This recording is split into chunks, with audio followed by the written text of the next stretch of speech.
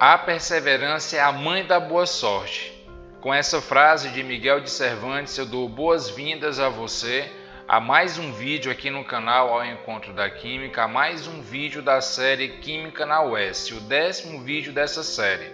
Essa frase tem vários significados, várias interpretações. Dentre elas eu acabo destacando uma que eu uso bastante nas minhas aulas e quando eu digo aos meus alunos boa prova e não boa sorte, porque quem realmente se prepara não precisa de sorte, ok? E claro, para se preparar é realmente necessário uma perseverança. Deixar aí de estar vendo alguns seriados na Netflix, que é muito mais atrativo, e estar exatamente aqui na frente do computador ou na frente do seu celular, tablet, para ter aí acesso a algumas informações que vão te ajudar nessa prova que logo logo tu vai realizar. Então é o seguinte, o nosso vídeo 10 ele traz o assunto de reações orgânicas, um assunto bastante cobrado nesse vestibular, como no Enem também, acabo estudando para o Enem. E para entender um pouco de reações orgânicas, eu trago aqui, destaco alguns tópicos que realmente fazem parte desse conteúdo. A gente destaca aí os tipos, que a gente conhece reações de adição, substituição, eliminação, oxirredução e tem várias outras, como saponificação, esterificação. Mas assim, eu não vou dedicar muito tempo falando sobre cada uma, porque senão o vídeo fica muito extenso. Eu acredito que aqui seria necessário, quem sabe, mais à frente, uma série falando sobre cada tipo, Vamos começar com reação de adição, outra de substituição, mas como a ideia aqui é resolver questões de edições anteriores, eu só peço para tu ter uma ideia como é que realmente a gente pode reconhecer uma reação olhando já para o mecanismo, olhando já para uma equação, para falar a verdade. A gente tem o seguinte, reação de adição geralmente são aquelas que têm o quê? Eu tenho substâncias formando uma única. E aí, em contrapartida, no sentido contrário, a gente tem a de eliminação, que é quando a gente tem um único composto formando duas. Já a substituição é aquela quando tu tem duas substâncias formando duas, exatamente porque o que está acontecendo nesse processo, como o próprio nome diz, é substituir um átomo ou grupo de átomos de uma substância para outra. Ok? Isso te ajuda já a identificar qual é o tipo de reação que a gente está trabalhando. E quando se fala em oxirredução, geralmente tem lá o oxigênio entre parênteses indicando uma oxidação e o que causa redução seria a presença de hidrogênio, que é exatamente o processo contrário do processo aí de oxidação.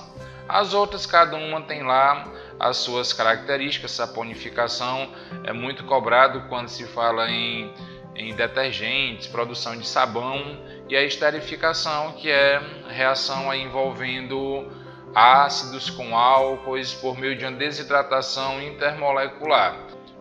Antes de partir para a primeira questão, é necessário passar algumas informações para vocês. A primeira é o seguinte, quem acompanha o canal há mais tempo sabe que eu intercalava os vídeos de quarta-feira. Uma quarta era vídeos da UVA, outra quarta vídeos da UES.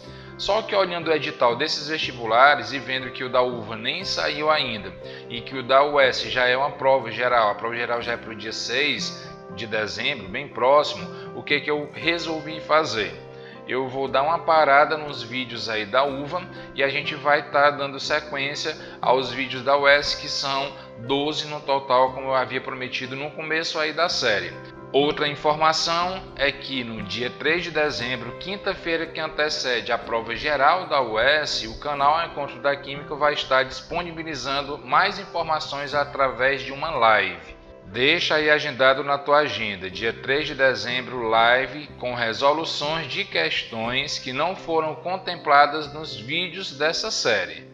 Beleza? E a última informação é que se tu não é inscrito ainda no canal, se inscreve aí. Se não curtiu esse vídeo, curte aí. Se não assistiu os outros vídeos da série, é só clicar nesse card que está aparecendo aí na tela para tu acompanhar todos os outros vídeos aqui dessa série, beleza? Então, depois das informações, a gente pode partir aqui para a nossa primeira questão.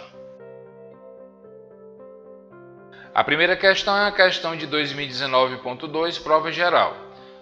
A clorofila, que é o pigmento mais importante no processo fotossintético das plantas, capta a radiação luminosa e transforma essa forma de energia em energia química.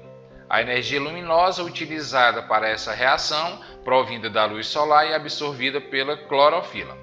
A absorção da energia luminosa e sua transformação em energia permitem o crescimento, o florescimento e a produção de frutos das plantas. A gente está falando exatamente do processo de fotossíntese. E o que é que pede aqui na questão? A reação química que ocorre na fotossíntese pode ser corretamente representada da seguinte forma.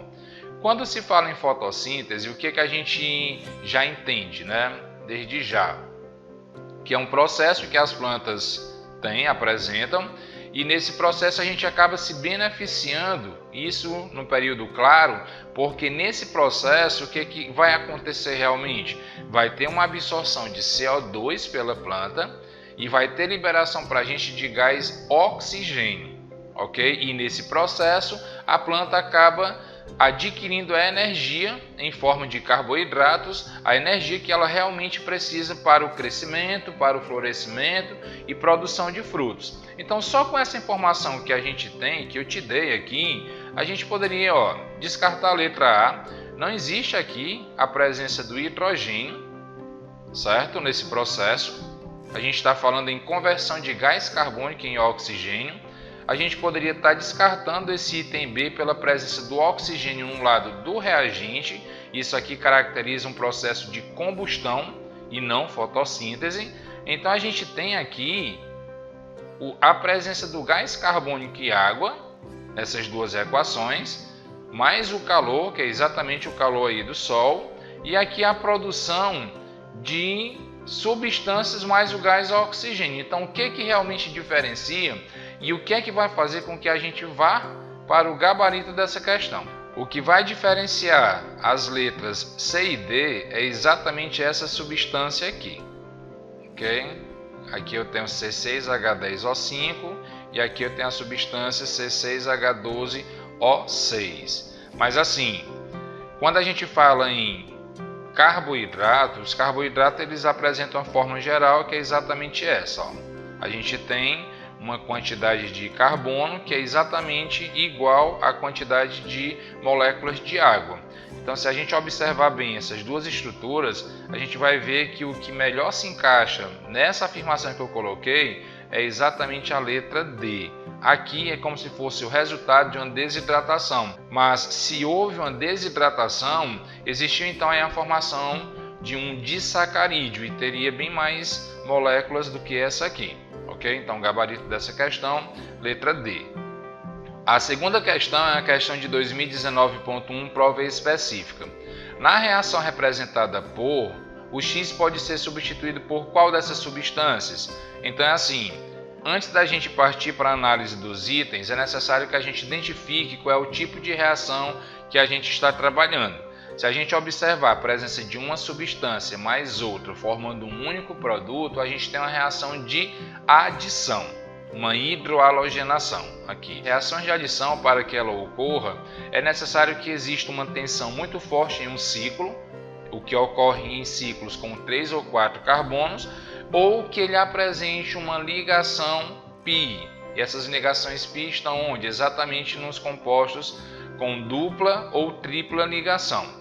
Se a gente pega essa informação como um ponto de partida, a gente já pode estar descartando aqui a letra D, por não apresentar nenhum desses critérios. A gente poderia estar descartando a letra C, porque geralmente quando o ciclo quebra, essa adição acontece exatamente nas extremidades. O átomo de cloro aqui, por exemplo, deveria estar ou nesse carbono ou nesse outro. Então não seria aqui o ciclobutano. E por analisar também a ideia de ter uma molécula de HCl e não ter aqui a formação de nenhuma dupla ligação, a gente acredita que o que quebrou realmente foi uma dupla ligação. É bem simples isso. Se eu tenho uma tripla ligação e eu acrescento uma molécula de HCl, iria quebrar uma das ligações π, mas ficariam duas ainda na estrutura. Mas como eu tenho só uma molécula e o meu resultado foi exatamente a ausência de insaturação, a gente pode estar afirmando aqui que o composto seria exatamente o bút-1-eno.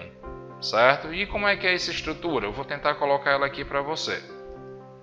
É como se o meu composto X fosse esse aqui, ó. Esse composto. Na realidade, aqui é uma dupla ligação, aqui só tem 2 hidrogênios. É como se houvesse o rompimento aqui dessa ligação, a π, que é a mais fraca, para a entrada de um átomo de hidrogênio aqui nesse carbono, um átomo de hidrogênio nesse carbono e um átomo de cloro nesse carbono. Poderia ser o inverso? Poderia, mas de acordo com o princípio de Markov-Nikov, ele fala o seguinte, que o hidrogênio ele acaba entrando no carbono mais hidrogenado. Isso, claro, considerando os 2 carbonos da dupla ligação. Para que ocorresse o processo inverso, eu deveria ter como um catalisador aqui a água oxigenada, o peróxido de hidrogênio. Como eu não tenho, então entende-se aqui como sendo o but-1-eno. E nem tem essa dúvida toda, porque aqui também não tem como alternativa o but-2-eno, não é isso? Então, gabarito letra A, exatamente porque, ó, descartei o butano porque deveria ter uma insaturação, descartei o ciclobutano porque se fosse realmente o ciclobutano, esse cloro estaria em uma extremidade, descartei o but-2-ino porque se eu tivesse uma tripla ligação aqui, sendo adicionado um HCl, teria a formação de uma dupla ligação, o que não ocorreu, então a gente espera que realmente seja um alceno, que por adição da molécula de HCl se transforma aqui nesse haleto orgânico, beleza? Terceira questão é a questão de 2019.1 da prova específica. A gente olha pelo enunciado, a gente vê uma questão bem seca, bem fria, como é a característica desses vestibulares tradicionais. Normalmente, na desidratação de ácido carboxílico, a formação de, simplesmente isso, evitando todos aqueles conceitos e pretextos de algumas outras questões presentes aí em outros vestibulares. Mas assim, quem conhece o conceito de anidrido já marcaria logo essa questão, né, esse item D como um correto. Isso por quê? Porque anidrido são compostos que resultam exatamente da desidratação entre ácidos carboxílicos. Vou tentar colocar para você aqui H3C, COOH, isso aqui é um ácido carboxílico, ácido etanóico, mais um outro ácido etanóico, HOOC, CH3. Quando eu falo em desidratação, né, quando eu coloco bem aqui desidratação, eu estou falando exatamente na saída de uma molécula de água. Então é como se saíssem esse OH e esse H do outro ácido. Se esse composto sai para formar molécula de água, o que é que a gente tem aqui como resultado? Exatamente essa fórmula aqui. E se a gente tentar colocar em uma estrutura, o que é que a gente vai observar? Que eu vou ter o C dupla O, C dupla O, que é exatamente a característica da função anidrido. Vou colocar uma imagem para ficar mais claro esse raciocínio. É como se fosse exatamente isso aqui, ó. A gente tem a saída de um grupo hidroxila de um ácido, o hidrogênio de um outro ácido, e vai formar exatamente essa estrutura que caracteriza o anidrido, gabarito dessa nossa terceira questão. Quarta questão, prova específica 2018.2. O ácido butanóico tem um odor dos mais desagradáveis, está presente na manteiga rançosa, no cheiro de suor e no chulé. No entanto, ao reagir com o etanol, forma o agradável aroma de abacaxi.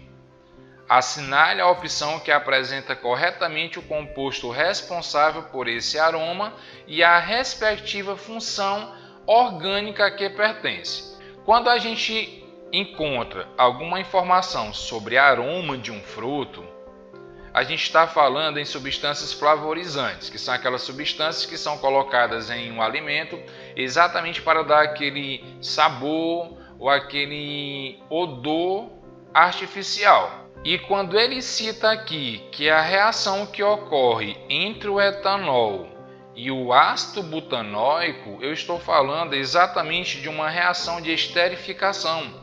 Reação de esterificação é a desidratação, quando envolve o quê? Um ácido carboxílico e um álcool, ok? Então a gente já iria logo, se a gente tivesse domínio aqui desses conceitos, a gente já marcaria logo como gabarito da questão a letra D, por vários fatores. Dentre eles eu estou falando de uma reação de esterificação, ou seja, nenhum desses aqui está colocando um éster, e segundo, porque eu estou falando de uma substância flavorizante e os ésteres são realmente funções muito utilizadas quando o objetivo é exatamente dar esse aroma ou esse sabor artificial ao alimento, ok? Mas falando em mecanismo, já que a ideia do vídeo aqui é trabalhar reações orgânicas, o que é que a gente encontra?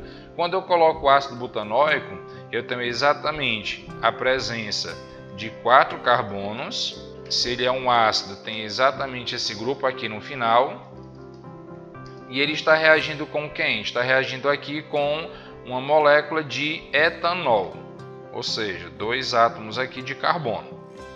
Se eu falo na desidratação, não sei se ele colocou aqui no texto, mas é exatamente isso, a reação entre eles vai ter sim a liberação de uma molécula de água. O que vai acontecer? É como se saísse um grupo OH de um e saísse o hidrogênio do outro.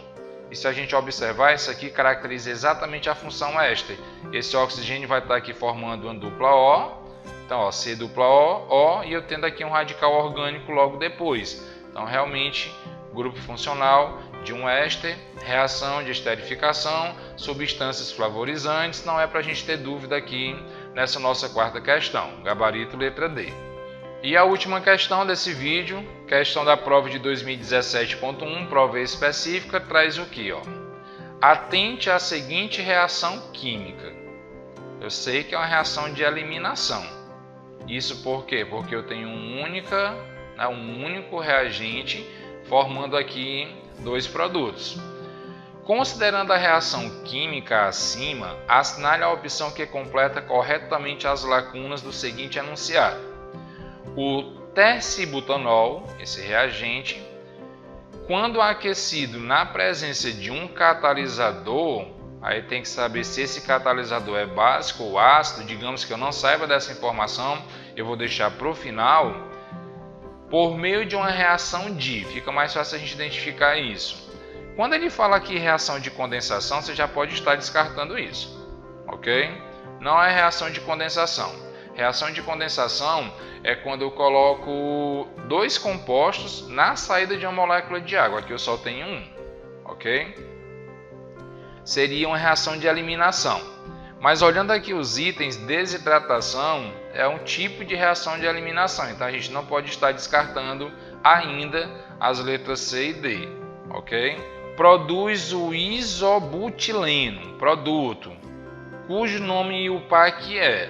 Pelo nome IUPAC, o que é que a gente tem? A gente tem um radical metil aqui, no carbono do meio, seria o metilprop, como eu tenho uma dupla metilpropeno. E ele está exatamente onde? No carbono 2, 2-metilpropeno. Aqui a gente já pode estar descartando a letra C, certo?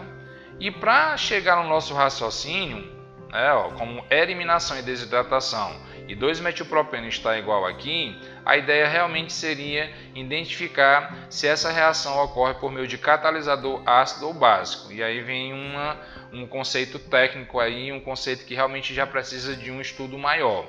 Para que ocorra realmente essa eliminação, é necessária a presença do ácido sulfúrico como catalisador.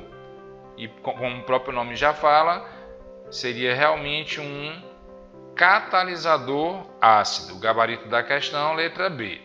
Então é isso. São 5 questões aqui envolvendo reações orgânicas, algumas informações aqui iniciais. A gente encerra por aqui o vídeo 10 dessa série Química na UES. Se não assistiu aos outros vídeos, vale a pena conferir. E já deixa marcado aí para a tua agenda, dia 3 de dezembro, live sobre questões, resolução de questões de prova geral que não foram contempladas até a data lá do dia 3 de dezembro, ok? Tchau, tchau e até o próximo vídeo aqui no canal Ao Encontro da Química.